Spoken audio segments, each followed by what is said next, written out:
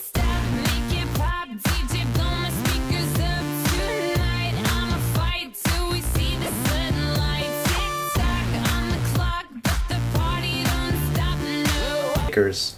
I just saw this about an hour ago. So okay, so the movie's pretty much about like this group of bank robbers who are very good at what they do, and they have one last job to do. But at the same time, two cops, which is played by Matt Dillon and Jay Hernandez, had to find them, solve the case. It was pretty good. It's not good. It's not bad. It's just pretty good. The good things about this movie is that the pacing is very well executed. There is never a boring scene. The pacing is excellent in this movie.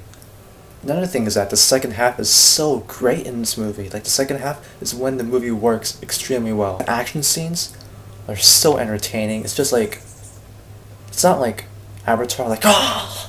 It's not like Avatar, wow. But it's like, the action scenes are pretty fun and entertaining. Especially with the Chris Brown scene. He goes like this. Some of the actors were very good in this movie. The guy who was in The Losers, the big tall guy, Idris something, he was pretty good. And the one who was going out with Zoe Saldana was pretty good too. Another good thing about this movie is that the music score was very well executed, especially with the drama scenes. Another thing about this movie is that the scenery is very well shot. It's kind of like the Karate Kid. Like in Karate Kid, they have sceneries of like good places in China, and the Takers, they have great scenery of Los Angeles, like Dodger Stadium, or some places in the city. It's somewhat fun, it's somewhat enjoyable. So, and here comes the bad things. First half is so average, it's so forgettable, but the second half is good. Some of the actors are so bad. For example, like Chris Brown was shit. Hayden Christensen was horrible. He is the guy who does this.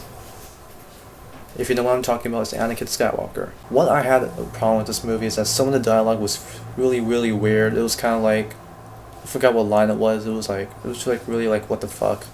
Another thing is that the shaky camera was a bit weird. There was like one scene that it was like this. The last thing that was bad about this movie is that the story was a bit average. The story was a bit cliche. It was somewhat okay, but it's just passable.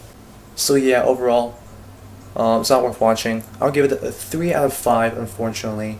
So there's my review of Taker. See ya.